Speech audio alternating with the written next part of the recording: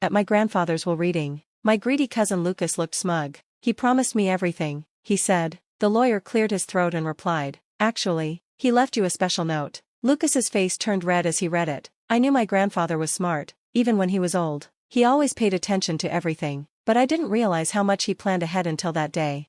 Let me explain. My grandfather, James Callaway, built his wealth from nothing. He started a small construction business in the 1960s, working day and night, pouring his sweat and tears into building houses, offices, and entire neighborhoods. By the time he retired, he wasn't super rich, but he had a lot of money, enough for people in the family to whisper about it.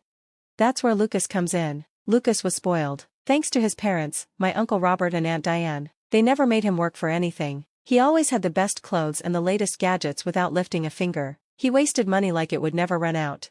Grandfather and I were close. While Lucas spent his summers partying, I spent mine in my grandfather's workshop, learning how to sand wood, mix cement, and most importantly, how to be a good person. When grandfather died, I was heartbroken. Most of us were, but Lucas? At the funeral, he looked excited, like he was waiting for something good to happen. That brings us to the will reading. We all gathered in a fancy office at my grandfather's lawyer's firm. The room smelled like old books and leather, very serious. My mother sat beside me, looking sad and tense. My Uncle Robert and Aunt Diane were on the other side, with Diane dabbing her eyes like she was acting for an audience. Lucas leaned back in his chair with a smug smile. He leaned over to me before the lawyer started. Just so you know, he said with fake sympathy, Grandpa promised me everything. I raised an eyebrow. We had a deal. He knew I was the only one who could carry on his legacy. That made me want to laugh. Lucas had never worked a single day in his life. He wouldn't know how to run a business even if it hit him in the face. The lawyer cleared his throat and began. He mentioned some smaller gifts first, a donation to Grandpa's favorite charity and some money for his longtime housekeeper, Mrs. Alvarez. Then he got to the family. To my mom, he left enough money for her to live comfortably for the rest of her life. To my Uncle Robert, he left a decent amount too, but less than my mom. Then it was Lucas's turn. Lucas straightened up, his grin returning. The lawyer adjusted his glasses. To my grandson Lucas, I leave. He paused, looking over the document before continuing. I leave a very special note. The room went silent. Lucas's grin disappeared. What? The lawyer pulled out a sealed envelope. Your grandfather wrote this especially for you. Lucas snatched the envelope, tore it open, and read the note. His face turned red, then pale. His hands started shaking. I couldn't help myself. Well? I asked. He shot me an angry look, crumpled the note in his hand, and stood up so quickly his chair almost fell over. This is bull, he stormed out, slamming the door behind him. The lawyer sighed and picked up another document. Now, for the rest of you, Mr. Callaway left very clear instructions about his estate. I barely heard him. All I could think about was that note, and when I finally read it, I realized just how clever my grandfather truly was. Lucas stormed out, leaving everyone else in shock. My Uncle Robert looked angry, and Aunt Diane clutched her pearls like she might faint. The lawyer didn't seem bothered and kept reading the will. Then, my name came up. To my grandson Brian, I leave. The lawyer cleared his throat. Everything. I stared at him. What? The lawyer adjusted his glasses. Your grandfather left you most of his estate, his company, his properties, and his money. My mother looked up, her sad expression replaced with pure shock. Uncle Robert looked furious, like he had just tasted something terrible. Aunt Diane gasped like she was going to pass out for real this time. What do you mean, everything? Uncle Robert yelled. That's impossible. There must be a mistake. There's no mistake, the lawyer said firmly. Mr. Callaway made his wishes very clear. Brian was the only one he trusted to carry on his legacy. My heart was pounding. This wasn't just a little bit of money, this was everything my grandfather had spent his whole life building. Uncle Robert's face turned red. This is insane. My son Lucas, he was promised everything. This can't be legal. The lawyer didn't even flinch. Your father made this will over a year ago. It was properly signed, witnessed, and completely legal. Aunt Diane suddenly tried a softer approach. Brian, she said sweetly, you're young, running a business is hard. Maybe you'd be willing to share some of it with Lucas. I looked at her, then at Uncle Robert, and finally at the crumpled note Lucas had left behind. I picked it up and smoothed it out on the table. My grandfather's handwriting was clear and precise. Lucas, I've watched you waste every chance given to you. You've never worked for anything, never earned anything. You've lied, stolen, and manipulated your way through life, thinking you're untouchable. That ends today. You get nothing, not because I didn't love you, but because I did. If I handed you a fortune, you'd waste it all in a year. This is your chance to prove me wrong. Build something on your own. If you can do that, you'll see I was never your enemy. I was your last hope. I read it twice, letting the words sink in. Lucas hadn't just been cut out of the will, he was being challenged. But the way he stormed out made me uneasy. This wasn't over. The fallout. That night, I got a call from an unknown number. Enjoy it while you can. Lucas's angry voice hissed through the phone. You think Grandpa was smart? You think this is fair? He laughed bitterly. You have no idea what's coming. And then he hung up. I sat there, gripping my phone, my heart racing. I had inherited everything, but at what cost? I couldn't sleep that night. Lucas's words kept playing in my head. You have no idea what's coming. At first, I thought he was just mad about the will. I mean, if you expected to get a fortune but got nothing but a lecture, you'd be upset too. But something about his voice, how bitter and sure he sounded, made me feel uneasy. But I had no choice but to keep going. The next few weeks were a blur of meetings with accountants, lawyers, and property managers. My grandfather left more than just money. There were businesses, properties, and investments to handle. It was overwhelming, but I wasn't going to let him down.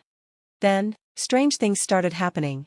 It began with small stuff. Important documents went missing, and emails showed up that I supposedly sent but never did. A contractor called me, confused, asking why I had canceled a big renovation project. I hadn't. Things quickly got worse. One morning, I went to my grandfather's company, Callaway Developments, and found the locks had been changed. The receptionist, who had worked there for over 20 years, looked shocked to see me. Brian, she whispered, I thought you stepped down. What? I frowned. Who told you that? Your Uncle Robert, she said, her face pale. My stomach dropped. I rushed into the office to find my uncle sitting at my grandfather's old desk, flipping through papers like he owned the place. He looked up and smirked. Brian, you're early. What's going on? I snapped. Why are you here? Why are the locks changed? He leaned back, acting completely calm. Well, since you seem to be struggling with all this responsibility, I decided to step in. My blood went cold. You have no right. Oh, but I do, he said smoothly. After Dad passed, I found some legal loopholes to challenge the will. I clenched my fists. The lawyer said everything was solid. The will is legal. Yes, what your grandfather wanted, he said, but court battles take time, and while you're busy fighting, someone has to run the company. The board agreed. They don't trust you. Brian, you're young and inexperienced. But me? He spread his hands. I've been around. I felt like the ground had been ripped out from under me. Where's the proof? I asked.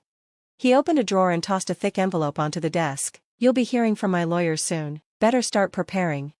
I left the office feeling sick. My mother was heartbroken when I told her. Your grandfather knew they'd try something like this, she said, shaking her head. And she was right, because 2 days later, I got a package in the mail. No return address, just my name written in my grandfather's handwriting.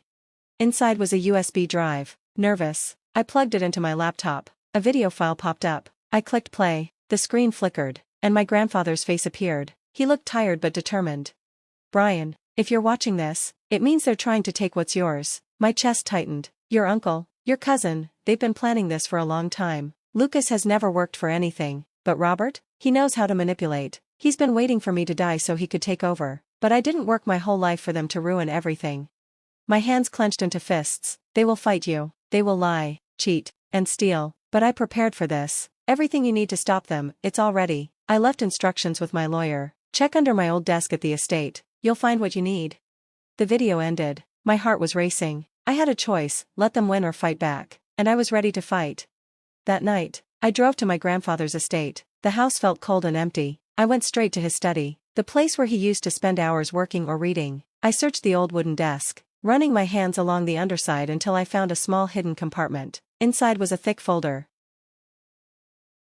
I opened the folder and felt my heart race. Inside were bank statements, signed contracts, emails, a complete record of everything my uncle and cousin had been doing over the years. They had stolen money from the company, paid off inspectors to approve unsafe buildings, and even used company money to cover Lucas's gambling debts. Grandpa had known all along, and he had collected the evidence. At the bottom of the pile was a handwritten note. Use this wisely. Don't let them destroy what I built. The law is slow, but the truth is powerful. Make sure everyone sees it. I clenched my fists. It was time to end this. The next morning, I met with my grandfather's lawyer. When I laid the folder on his desk, his eyes widened as he looked through the papers. This changes everything, he said. With this proof, we can take legal action right away. That's not enough, I said, shaking my head. I don't just want them in court. I want everyone to see what they did. A slow smile spread across his face. I think I have an idea. Within 2 days, the plan was ready. My uncle and cousin had no clue what was coming. They came to the board meeting expecting to kick me out of the company. Instead, they walked right into my trap. When everyone was seated, I stood up and cleared my throat. Before we start, I'd like to show you something. I clicked a button, and the screen lit up. One by one, documents appeared, bank records showing the stolen money, emails proving their corruption, even a signed confession from a former employee they had bribed. The board members stared at the screen, stunned. Lucas's face turned white. Uncle Robert shot up from his chair. "This is all fake," he yelled. "A setup." I leaned back, calm. Strange, because I also sent all of this to the IRS, the SEC, and the state attorney general. Uncle Robert's mouth opened and closed. He knew he was trapped. And then, I hit them with the final blow, Grandpa's video. Everyone watched as my grandfather explained everything, exposing their crimes in his own words. By the time the video ended, the damage was done. The board immediately voted to kick them both out. Security guards escorted them out of the building. But their real nightmare started 2 days later, when federal agents showed up at their doors. The charges? Fraud, tax evasion, and embezzlement. Lucas tried to run, but he didn't make it far. A month later, I stood outside the courthouse, watching as Uncle Robert and Lucas were led out in handcuffs. Uncle Robert refused to look at me. Lucas, however, glared at me with pure hatred. "You did this," he snarled. "No," I replied, a cold smile on my face. "You did this to yourself." Reporters surrounded them, cameras flashing, microphones shoved in their faces. Their empire was gone, their money seized. And me? I walked away, my grandfather's legacy safe, and I knew, wherever he was proud.